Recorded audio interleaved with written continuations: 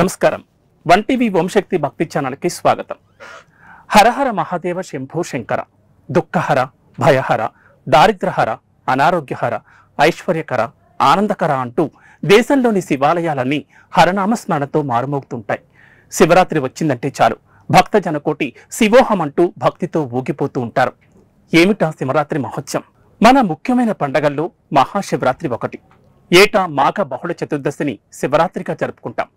ప్రతి నెల కృష్ణ చతుర్దశి మాస శివరాత్రి రోజున కూడా ప్రార్థనలు చేసినప్పటికీ మహాశివరాత్రి మరింత ప్రత్యేకమైంది. దీన్ని అత్యంత విశిష్టమైనదిగా, పరమ పవిత్రమైనదిగా భావిస్తారు. సృష్టి స్థితి లయల్లో లయకారకుడు శివుడు. అలాగని ఆయన శక్తికి పరిమితి లేదు. శివుడాజ్ఞ లేనిదే చీమైనా కుట్టదన్న సామెత ఉండనే ఉంది. అలా శివుడు సర్వశక్తి సంపన్నుడై లింగాకారంలో ఆవిర్భవించిన రోజును మహాశివరాత్రి అంటారు. శివుడు విభూతి ప్రియుడు. శివుడికి మరేమీ అక్కర్లేదు. అంతా బూడిద ఉంటే చాలు ప్రసన్నం చేసుకోవడానికి. అందుకే మహాశివరాత్రి రోజున విభూతి తయారు చేయడం మంచిదని చెబుతుంది పండితారాధ్య చరిత్రము. శివరాత్రి ఏటా మాఘ బహుళ చతుర్దశి రోజు వస్తుంది. మాఘమాసం అంటే శివుడికి అత్యంత ప్రీతికరమైన మాసం.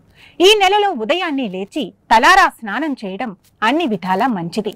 ముఖ్యంగా శివరాత్రి రోజు వేకువజామునే లేచి తలారా స్నానం చేసి శివదర్శనం చేసుకుంటే జీవితానికి సరిపడా పుణ్యం వస్తుందని నమ్ముతారు భక్తులు.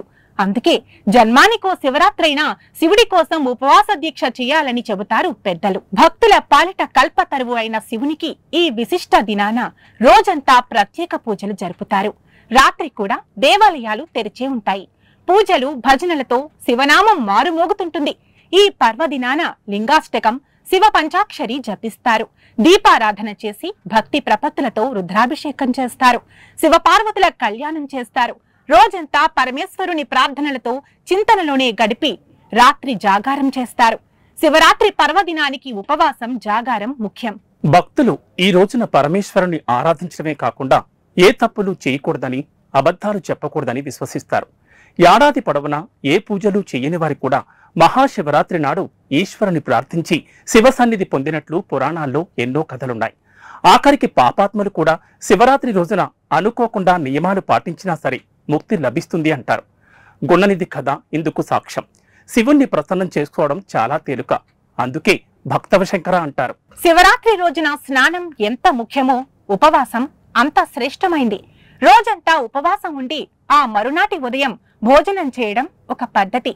కొందరు శివరాత్రి నాడు పగలంతా ఏం తినకుండా ఉండి రాత్రి నక్షత్ర దర్శనం చేసుకుంటారు. ఆ తర్వాత భోంచేయడం ఒక ఆచారం.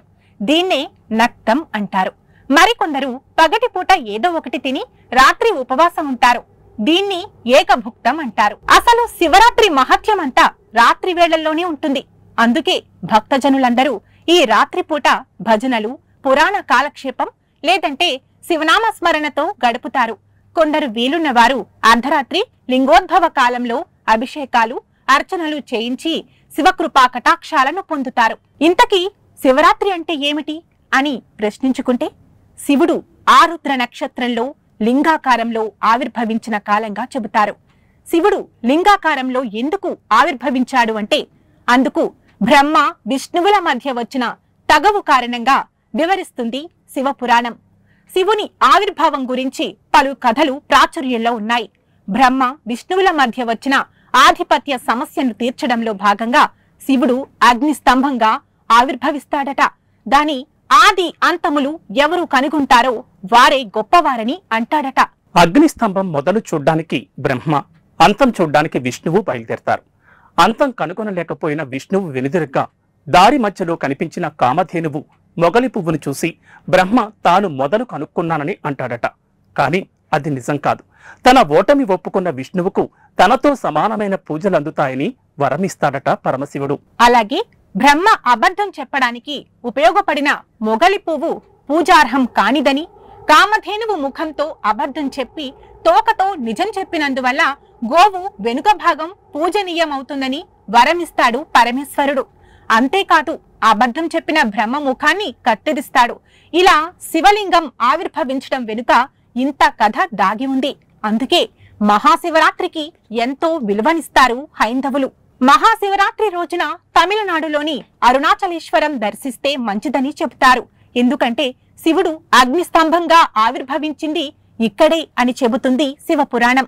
లింగోద్భవ సమయంలో బ్రహ్మ విష్ణువులు తనను అర్చించి మెప్పించడంతో ప్రసన్నుడవుతాడు శివుడు. శివరాత్రి రోజున తనను ఇలా అర్చించిన వారికి అష్టైశ్వర్యములు కలుగుతాయని సెలవిస్తాడట పరమేశ్వరుడు.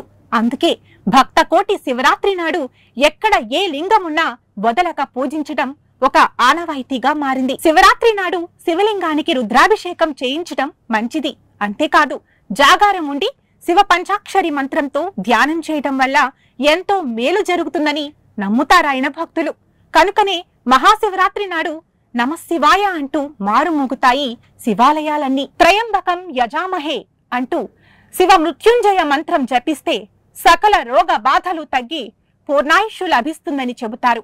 ఇలా శివరాత్రి రోజున శివుడికి సంబంధించిన స్నాన, ఉపవాస, అభిషేక అర్చనలు చేస్తే సకల శుభాలు కలుగుతాయని చెబుతుంది శివపురాణం. బ్రాహ్మణ కుటుంబంలో పుట్టిన గుణనిధికి ఏ ఆచారాలు పట్టవు. దుర్గుణాలన్నీ అలవర్చుకుంటాడు. అన్ని విధాలుగా పతనమైన అతను మహాశివరాత్రి నాడు కావాలని కాకుండా అన్నం దొరక్క ఉపవాసం ఉంటాడు. ప్రసాదం దొరుకుతుందనే ఆశతో దేవాలయానికి వెళతాడు. చీకటిలో కనిపించక అవసరం కోసం దీపం వెలిగిస్తాడు.